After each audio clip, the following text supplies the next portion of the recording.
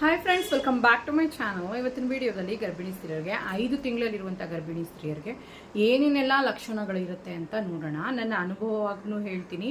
ಹಾಗೆ ಬಂದು ಹೇಗೆಲ್ಲ ಲಕ್ಷಣಗಳು ಕಾಣಿಸ್ಕೊಳ್ಬೋದು, ಏನೇನೆಲ್ಲ ಸಂಭವಗಳಿರುತ್ತೆ, ಮತ್ತು ಬಂದು ಏನನ್ನು ಬಂದು ನಾವು ಮಗುವಿನಿಂದ ಎಕ್ಸ್ಪೆಕ್ಟ್ ಮಾಡ್ಬೋದು, ಮಗುವಿನ ಬೆಳವಣಿಗೆ ಆಗಿರ್ಬೋದು, ಇಲ್ಲ ನಿಮ್ಮ ದೇಹದಲ್ಲಾಗುವಂಥ ಚೇಂಜಸ್ ಆಗಿರ್ಬೋದು, ಇಲ್ಲ ಬೇಬಿ ಬಂಪ್ ಆಗಿರ್ಬೋದು, ನಿಮ್ಮ ಬೆಲ್ಲಿ ಯಾವ ರೀತಿ ಮುಂದೆ ಬರುತ್ತೆ, ಎಷ್ಟರವರೆಗೂ ಬಂದಿರುತ್ತೆ ಅನ್ನೋದನ್ನು ಇವತ್ತಿನ ವಿಡಿಯೋದಲ್ಲಿ ನೋಡೋಣ. 5 ಮಂತ್ ಅಂತ ಬಂದಾಗಲೇ ಸೆಕೆಂಡ್ ಟ್ರೈಮಿಸ್ಟರ್ ನಿಮಗೆ ಸ್ಟಾರ್ಟ್ ಆಗಿಬಿಟ್ಟಿರುತ್ತೆ. ಸೆಕೆಂಡ್ ಟ್ರೈಮಿಸ್ಟರ್ ಅಂತ ಬಂದಾಗ ಮಗು ಆಲ್ಮೋಸ್ಟ್ ಒಂದು ಸಣ್ಣ ಹ್ಯೂಮನ್ ಆಗಿ ಫುಲ್ಲಾಗಿ ಫಾರ್ಮ್ ಆಗಿರುತ್ತೆ. ಬೇಬಿಗೆ ಕಣ್ಣಿನ ಬೆಳವಣಿಗೆ, ಕೂದಲಿನ ಬೆಳವಣಿಗೆ, ಮತ್ತು ಬಂದು ಮಗುವಿನ ಎಂಟೈರ್ ಬೆಳವಣಿಗೆ, ಕೈ ಕಾಲುಗಳು ಎಲ್ಲನೂ ಕ್ಲೀನಾಗಿ ಫಾರ್ಮ್ ಆಗಿರುತ್ತೆ. ಈಗೇನಿದ್ರೂ ಡೆವಲಪ್ಮೆಂಟ್ ಆಗಬೇಕಾಗಿರೋದು ಅಷ್ಟೇ ಬಾಕಿ ಇರುತ್ತೆ ಕೆಲಸ. ಸೊ ಇವಾಗ ನೀವು ಮಾಡಬೇಕಾಗಿರುವಂಥ ವಿಷಯ ಬಂದು ಹೆಲ್ದಿ ಫುಡ್ಗಳನ್ನು ತಿನ್ನಬೇಕು, ಚೆನ್ನಾಗಿ ಊಟ ಮಾಡಬೇಕು. ಊಟ ಎಷ್ಟು ಚೆನ್ನಾಗಿ ನೀವು ತಿಂತೀರೋ ಆ ಲೆವೆಲ್ಗೆ, ಅಂದರೆ ಊಟ ಅಂತ ಅಂದಿದ ತಕ್ಷಣ ಬರೀ ಅನ್ನನೇ ತಟ್ಟೆ ತುಂಬ ಹಾಕೊಂಡು ತಿನ್ನುವಂಥದ್ದಲ್ಲ, ಬರೀ ಚಪಾತಿನೇ ತಿನ್ನುವಂಥದ್ದಲ್ಲ, ಎಲ್ಲನೂ ಸೇರಿರುವಂಥದ್ದು. ಹಣ್ಣಾಗಿರಲಿ, ತರಕಾರಿ ಆಗಿರಲಿ, ಸೊಪ್ಪಾಗಿರಲಿ, ತುಪ್ಪ, ಬೆಣ್ಣೆ ಮತ್ತು ಹಾಲು, ಮೊಟ್ಟೆ, ಈ ರೀತಿ ನಿಮ್ಮ ತಟ್ಟೆಯಲ್ಲಿ ನೋಡುವಾಗ ಕಂಪ್ಲೀಟ್ ಒಂದು ಡಯಟ್ ಇರಬೇಕು. ಸೊ ಆ ಥರ ಫುಡ್ಗಳನ್ನು ನೀವು ತಗೋಬೇಕಾಗುತ್ತೆ. ಇವಾಗ ಮಗುವಿಗೆ ಎಂಟೈರ್ ಬೆಳವಣಿಗೆ ಬಂದು ಸ್ಟಾರ್ಟ್ ಆಗಿರುತ್ತೆ. ಸೊ ಹಾಗಾಗಿ ನೀವು ಈಗ ಚೆನ್ನಾಗಿ ಫುಡ್ ತಗೋಬೇಕು.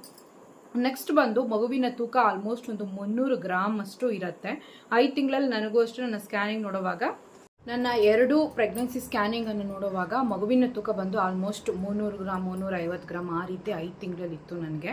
ಅದೇ ತೂಕ ಬಂದು ಹಾಗೇನೇ ಇರಲ್ಲ, 6 ಮಂತ್ಗೆ ಫುಲ್ಲಾಗೆ ಡಬಲ್ ಆಗುತ್ತೆ. ಇನ್ಮೇಲೆ ಏನಿದ್ರು ಡಬಲ್ ಬೆಳವಣಿಗೆ ಬೇಬಿದಿರುತ್ತೆ. ಸೊ ಹಾಗಾಗಿ ಬೇಬಿ ವೆಯ್ಟಲ್ಲಾಗಲಿ ಇಲ್ಲ ಮಗುವಿನ ಬೆಳವಣಿಗೆ ಆಗಲಿ ಇನ್ಮೇಲೆ ಜಾಸ್ತಿ ಇರುತ್ತೆ. ಸೊ ಹಾಗಾಗಿ ಅದಕ್ಕೆ ತಕ್ಕ ಹಾಗೆ ನೀವು ಸಪ್ಲಿಮೆಂಟ್ ಫುಡ್ ಮುಖಾಂತರ ಮತ್ತು ಡಾಕ್ಟರ್ಸ್ ಕೊಡುವಂಥ ಟ್ಯಾಬ್ಲೆಟ್ಸ್ ಮುಖಾಂತರ ಮಗುಗೆ ನೀವು ಕೊಡಬೇಕಾಗುತ್ತೆ. ಮಗು ಜೊತೆ ಇರುವಂಥ ಪ್ಲಾಸೆಂಟಾ ಹೆಲ್ದಿ ಆಗಿರಬೇಕು ಅಂದರೆ ದಿನ ಒಂದು ಆರೆಂಜ್ ತಿನ್ನಬೇಕು. ಅದು ಟೆಂಪವರಿ ಆರ್ಗನ್, ಮಗುನ ನೋಡ್ಕೊಳ್ಳುವಂಥದ್ದೇ ಅದೇನೆ. ನೀವು ತಿನ್ನುವಂಥ ಊಟದಲ್ಲಿ, ನೀವು ತಿನ್ನುವಂತಹ ಏನೇ ಆಹಾರದಲ್ಲಿ ಇರುವಂತಹ ಎಲ್ಲ ನ್ಯೂಟ್ರಿಷನ್ ಅಬ್ಸರ್ವ್ ಮಾಡ್ಕೊಂಡು ಬೇಬಿಗೆ ಕೊಡುವಂಥದ್ದು ಪ್ಲಾಸೆಂಟಾ. ಮತ್ತು ನಿಮ್ಮ ದೇಹದಲ್ಲಿ ಆಕ್ಸಿಜನ್ ಲೆವೆಲನ್ನು ತೆಗೆದು ಮಗು ಕೊಡೋದು ಅದೇನೆ. ಸೊ ಹಾಗಾಗಿ ಅದರ ಬೆಳವಣಿಗೆಯನ್ನು ನೀವು ಮಗು ಜೊತೆಗೆ ಅದನ್ನು ಚೆನ್ನಾಗಿ ನೋಡ್ಕೋಬೇಕಾಗುತ್ತೆ. ಏನಿಲ್ಲ, ವೈಟಮಿನ್ಸ್ ಸಿ ರಿಚ್ ಆಗಿರುವಂಥ ಫ್ರೂಟ್ಸನ್ನು ತಗೊಳ್ಳುವಾಗ ನಿಮ್ಮ ಮಗುನೂ ಚೆನ್ನಾಗಿರುತ್ತೆ, ಜೊತೆಗೆ ಪ್ಲೆಸೆಂಟನ್ನು ಚೆನ್ನಾಗಿರುತ್ತೆ. ಸೊ ಹಾಗಾಗಿ ಹೆಲ್ದಿ ಫುಡ್ಗಳನ್ನು ತಿನ್ನೋದನ್ನ ಮಾತ್ರ ಮಿಸ್ ಮಾಡಬೇಡಿ. ಆದಷ್ಟು ಜಂಕ್ ಫುಡ್ಗಳನ್ನು ಅವಾಯ್ಡ್ ಮಾಡಿ. ಈಗ ಮಗುಗೆ ಕೂದಲಿನ ಬೆಳವಣಿಗೆ ಸ್ವಲ್ಪ ಒಂದು ಲೆವೆಲ್ಗೆ ಚೆನ್ನಾಗಿರುತ್ತೆ. ಮತ್ತು ಕಣ್ಣಿನ ರೆಪ್ಪೆಗಳ ಬೆಳವಣಿಗೆ, ಮಗು ಒಂದು ಆಲ್ಮೋಸ್ಟ್ ಒಂದು ಆರೆಂಜ್ ಸೈಜ್, ಒಂದು 300 ಗ್ರಾಮ್ ಆರೆಂಜ್ ಹೆಂಗಿರುತ್ತೆ ಆ ಸೈಜಲ್ಲಿ ಮಗು ನಿಮ್ಮ ಹೊಟ್ಟೆಲಿರುತ್ತೆ.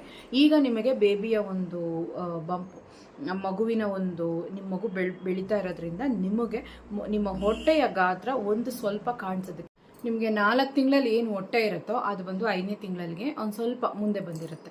ಸೊ ಅವಾಗ ನಿಮಗೆ ಮುಟ್ಕೊಂಡಾಗ ಫೀಲ್ ಆಗುತ್ತೆ, ನನ್ನ ಮಗು ಚೆನ್ನಾಗಿ ಬೆಳೀತಾ ಇದೆ, ಸೊ ಚೆನ್ನಾಗಿ ನೀಟಾಗಿ ಗೊತ್ತಾಗ್ತಾ ಇದೆ ಅಂತ ನಿಮಗೆ ನೀಟಾಗಿ ಅದು ಫೀಲ್ ಆಗ್ತೀರಾ. ಆ ಹೊಟ್ಟೆ ನೀಟಾಗಿ ಕಾಣಿಸುವಾಗ ನಿಮಗೆ ಒಂದು ರೀತಿ ಖುಷಿ ಫೀಲಿಂಗ್ ಆಗುತ್ತೆ, ನನ್ನ ಮಗು ಚೆನ್ನಾಗಿ ಬೆಳೀತಾ ಇದೆ ಅಂತ ಗೊತ್ತಾಗುತ್ತೆ. ಆ್ಯಂಡ್ ಎಷ್ಟು ಕೆಲವ್ರಿಗೆ ಬಂದು 6 ಮಂತ್ ಆಫ್ಟರ್ ಬಂದು ನಿಮಗೆ ಮಗುವಿನ ಬೆಳವಣಿಗೆ ಬಂದು ಚೆನ್ನಾಗಿ ಗೊತ್ತಾಗುತ್ತೆ, ಹೊಟ್ಟೆ ಚೆನ್ನಾಗಿ ಮುಂದೆ ಬರುತ್ತೆ. ಸೊ ಮೇಡ್ ತಟ್ಟತ್ತೆ ಅಂತ ಹೇಳ್ತಾರೆ, ಅಂದರೆ ಮುಂದೆ ಚೆನ್ನಾಗಿ ಬರುತ್ತೆ ಅಂತ ಅರ್ಥ. ಆ್ಯಂಡ್ ನೆಕ್ಸ್ಟು ಮಗುವಿನ ತೂಕ ನಾನು ಹೇಳಿದಾಗೆ 300 ಗ್ರಾಮ್ ಆ ಲೆವೆಲ್ಗಿರುತ್ತೆ. ಈಗ ನಿಮಗೆ ಆಗುವಂತಹ ಮೇಯ್ನ್ ಲಕ್ಷಣ ಬಂದು ಮಗುವಿನ ಕಿಕ್ಸು ನಿಮಗೆ ಆಲ್ಮೋಸ್ಟ್ ಬಂದು ಈಗ ಗೊತ್ತಾಗಕ್ಕೆ ಶುರು ಆಗುತ್ತೆ. 5 ತಿಂಗಳಲ್ಲಿ ಬಿದ್ದ ಮೇಲೆ 5 ತಿಂಗಳಲ್ಲಿ ನಡೆಯುವಾಗ ಕಂಪ್ಲೀಟ್ ಆಗೋ ಅಷ್ಟೊತ್ತಿಗೆ ಮಗುವಿನ ಕಚ್ಚುಗುಳಿ ರೀತಿ, ಅಂದರೆ ಜಾಸ್ತಿ ಫೋರ್ಸ್ ಆಗಿರಲ್ಲ ಮಗುವಿನ ಕಿಕ್ಸು, ಒಂದು ಲೈಟಾಗಿ ಒಂದು ಕಿಕ್ಸ್ ಬಂದು ನಿಮಗೆ ಮಗುವಿನ ಒಂದು ಒಳಗಡೆ ಮೂಮೆಂಟ್ಸ್ ಬಂದು ಇರುತ್ತೆ. ಈಗ ಮಗು ಜಾಸ್ತಿ ಪಲ್ಟಿ ಹೊಡಿತಾ ಇರುತ್ತೆ ಮೇಲಿಂದ ಕೆಳಗಿಂದ ಮೇಲೆ, ಯಾಕಂದರೆ ಚೆನ್ನಾಗಿ ಸ್ಪೇಸ್ ಇರುತ್ತೆ ಗರ್ಭಕೋಶದಲ್ಲಿ. ಸೊ ಒಂದು 7 ತಿಂಗಳು 8 ತಿಂಗಳು ಆಗ್ತಾ ಮಗುವಿನ ಒಂದು ಮೂಮೆಂಟ್ಸ್ ಬಂದು ಜಸ್ಟ್ ಕಿಕ್ಸ್ ಇರುತ್ತೆ. ಜಾಸ್ತಿ ಪಲ್ಟಿ ಹೊಡೆಯೋದಾಗಲಿ ಇಲ್ಲ ಸೀದಾ ಹೋಗೋದಾಗಲಿ ಇಲ್ಲ ಉಲ್ಟಾ ಬರೋದಾಗಲಿ ಆ ರೀತಿ ನಡೆಯೋದಿಲ್ಲ. 5th ಮಂತಲ್ಲಿ ನಿಮಗೆ ಜಾಸ್ತಿ ಹೊಟ್ಟೆ ಗಟ್ಟಿಯಾಗುವಂಥದ್ದು, ಮಗುವಿನ ಬೆಳವಣಿಗೆ ಚೆನ್ನಾಗಿರೋದ್ರಿಂದ ಈ ಟೈಮಲ್ಲಿ ಸ್ವಲ್ಪ ನಿಮ್ಮ ಒಂದು ಗರ್ಭಕೋಶ ಬಂದು ಕಾಂಟ್ರಾಕ್ಷನ್ ಅಂತ ಹೇಳ್ತಾರೆ.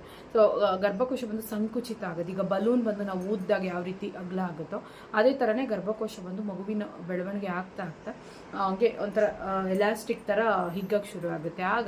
ಆಗಾಗ ನಿಮಗೆ ಹೊಟ್ಟೆ ಟೈಟ್ ಆಗೋ ಫೀಲ್ ಆಗುವಂಥದ್ದು, ಮತ್ತು ಹೊಟ್ಟೆ ನಿಮಗೆ ಬಿಗಿ ಆಗುವಂಥ ಫೀಲು, ಅವಾಗ ನಿಮಗೆ ಬ್ರೀದಿಂಗ್ ಪ್ರಾಬ್ಲಮ್ ಆಗುತ್ತೆ. ಆ ಟೈಮಲ್ಲಿ ನೀವು ಬಂದು ಒಂದು ಸ್ವಲ್ಪ ಬ್ರೀದಿಂಗ್ ಎಕ್ಸಸೈಸ್ ಮಾಡೋದು, ಇಲ್ಲ ಲೈಟಾಗಿ ನಿಧಾನಕ್ಕೆ ಮಲಗಿ ಒಕ್ಲಿನ ಮೇಲೆ ಸ್ವಲ್ಪ ಎಣ್ಣೆ ಹಾಕ್ಕೊಂಡು ಮಸಾಜ್ ಮಾಡೋದು, ಸ್ವಲ್ಪ ತಣ್ಣಗೆ ಏನಾದರೂ ಕುಡಿಯೋದು, ಈ ರೀತಿ ಮಾಡಿ. ಇದು ಕಾಮನ್ ಆಗಿ 5th ಮಂತಲ್ಲಿ ಸ್ಟಾರ್ಟ್ ಆಗುತ್ತೆ. ನನಗೆ 5th ಮಂತಲ್ಲಿ ನನಗೂ ಇದೆಲ್ಲ ಸ್ಟಾರ್ಟ್ ಆಗಿತ್ತು, ಕಿಕ್ಸ್ ಕೂಡ ಸ್ಟಾರ್ಟ್ ಆಗಿತ್ತು, ಹೊಟ್ಟೆ ಬಿಗಿ ಹಿಡಿಯೋದು ಇದೆಲ್ಲ ಆಗಿತ್ತು. ಇದೆಲ್ಲ ಕಾಮನ್ ಸಿಂಪ್ಟಮ್ಸ್, ಇದಕ್ಕೆಲ್ಲ ಹಾಸ್ಪಿಟ್ಲಿಗೆ ಹೋಗಬೇಕು ಅಂತ ಏನಿಲ್ಲ. ಮಗುವಿನ ಕಿಕ್ಸ್ಗೆ ಸ್ವಲ್ಪ ವೆಯ್ಟ್ ಮಾಡಿ. ಕೆಲವ್ರಿಗೆ 6th ಮಂತಲ್ಲಿ ಚೆನ್ನಾಗಿ ಗೊತ್ತಾಗುತ್ತೆ, ಕೆಲವರಿಗೆ 5th ಗೊತ್ತಾಗುತ್ತೆ. ಸೊ 16 ವೀಕಿಂದನೇ ಮಗುವಿನ ಕಿಕ್ ಗೊತ್ತಾಗುತ್ತೆ ಅಂತ ಹೇಳ್ತಾರೆ. ನಿಮಗೆ ಬಂದು 5 ತಿಂಗಳು ಇಲ್ಲ 6 ತಿಂಗಳ ಒಳಗಡೆ ಖಂಡಿತವಾಗ್ಲೂ ಚೆನ್ನಾಗಿ ಮಗುವಿನ ಕಿಕ್ ಅನ್ನೋದು ಚೆನ್ನಾಗಿ ಗೊತ್ತಾಗುತ್ತೆ. ಸೊ ನಿಮಗೆ ಮಗುವಿನ ಬೆಳವಣಿಗೆ ಆಲ್ಮೋಸ್ಟ್ ಕಣ್ಣಿನ ಬೆಳವಣಿಗೆ ಆಗ್ಬೋದು, ಲಂಗ್ಸ್ ಬೆಳವಣಿಗೆ ಆಗ್ಬೋದು, ಸ್ಕಿನ್ನ ಡೆವಲಪ್ಮೆಂಟ್, ಈ ಟೈಮಲ್ಲಿ ಸ್ಕಿನ್ ಡೆವಲಪ್ಮೆಂಟ್ ಚೆನ್ನಾಗಿರುತ್ತೆ.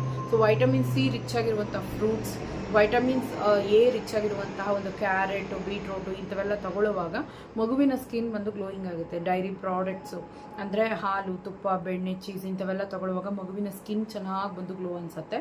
ಮತ್ತು ಮಗುವಿನ ಹೇರ್ ಕೂಡ ಚೆನ್ನಾಗಿ ಗ್ರೋತ್ ಆಗುತ್ತೆ. ಊಟದಲ್ಲಿ ಎಗ್ಗನ್ನು ಚೆನ್ನಾಗಿ ತಗೊಳ್ಳಿ. ಮತ್ತು ವೈಟಮಿನ್ ಡಿ ರಿಚ್ ಆಗಿರುವಂಥ ಸೂರ್ಯಕಾಂತಿ ಬೀಜ, ಮೆಗ್ನೀಷಿಯಮ್ ಜಾಸ್ತಿ ಇರುವಂತಹ ಕುಂಬಳಕಾಯಿ ಬೀಜ, ಮತ್ತು ಬಂದು ನಿಮಗೆ ತುಂಬ ಚೆನ್ನಾಗಿ ಒಳ್ಳೆಯದು ಅಂತ ಹೇಳಬೇಕು ಅಂತಂದರೆ ನಟ್ಸ್ ಶೇಕ್ ಮಾಡ್ಕೊಂಡು ಕುಡಿಯೋದು. ಒಂದು ಬನಾನಾ ಹಾಕ್ಕೊಂಡು ರಾತ್ರಿ ನೆನೆಸಿರುವಂಥ ಬಾದಾಮಿ, ಗೋಡಂಬಿ, ಮತ್ತು 2-3 ಡೇಟ್ಸು, 1-2 ಹತ್ತಿ ಹಣ್ಣು, ಮತ್ತು ಒಣ ದ್ರಾಕ್ಷಿ ಇದನ್ನೆಲ್ಲ ಹಾಕಿ ನೆನೆಸಿ ಬೆಳಗ್ಗೆ ಎದ್ದು ರುಬ್ಬಿ ಅದ್ರ ಜೊತೆಗೆ ಒಂದು ಸ್ವಲ್ಪ ಹಾಲು, ಒಂದು ಬನಾನಾ ಹಾಕಿ ಚೆನ್ನಾಗಿ ರುಬ್ಬಿಟ್ಟು ನೀವು ವಾರ್ಮ್ ಮಿಲ್ಕ್ ಹಾಕಿ ಮಿಕ್ಸ್ ಮಾಡಿ, ನೀವು ಬೇರೆ ಸಕ್ಕರೆ ಏನು ಬೇಡ, ಬರೀ ಇದೇ ಸ್ವೀಟೇ ಇರುತ್ತೆ ನಿಮಗೆ. ಡೇಟ್ಸಲ್ಲಿರೋದು, ಫಿಗ್ಗಲ್ಲಿರೋದೆಲ್ಲನೂ ಅದರಲ್ಲಿ ಇರುತ್ತೆ. ಅಂದರೆ ಹತ್ತಿ ಹಣ್ಣಲ್ಲಿರುವಂತಹ ಸಿಹಿ ಅಂಶನೇ ಸಾಕು. ಕುಡಿಯೋವಾಗ ನಿಮಗೆ ಎನರ್ಜಿ ಚೆನ್ನಾಗಿ ಗ್ರೋತ್ ಆಗುತ್ತೆ. ಮತ್ತು ನಿಮಗೆ ನಿಮ್ಮ ಬೇಬಿನೂ ಎನರ್ಜಿಟಿಕ್ ಆಗಿರುತ್ತೆ, ಚೆನ್ನಾಗಿ ಬೇಬಿಗೂ ಬ್ರೈನ್ ಡೆವಲಪ್ಮೆಂಟ್ ಎಲ್ಲ ಚೆನ್ನಾಗಿರುತ್ತೆ. ಸೊ ಈ 5th ಮಂತ್ ಅನ್ನೋದು ಈ ಟೈಮಲ್ಲಿ ಒಂದು ಲೆವೆಲ್ಗೆ ಆರಾಮಾಗಿ ಇರುತ್ತೆ. ನಿಮ್ಗೇನು ಅಷ್ಟೊಂದು ಕಷ್ಟ ಅನಿಸಲ್ಲ, ಅಷ್ಟೊಂದು ಹಿಂಸೆ ಅನಿಸಲ್ಲ. ತೂಕ ಕೂಡ ನೀವು ಆಲ್ಮೋಸ್ಟ್ ಒಂದು 4 kg ಅಷ್ಟೇ ಜಾಸ್ತಿ ಆಗಿರ್ತೀರ.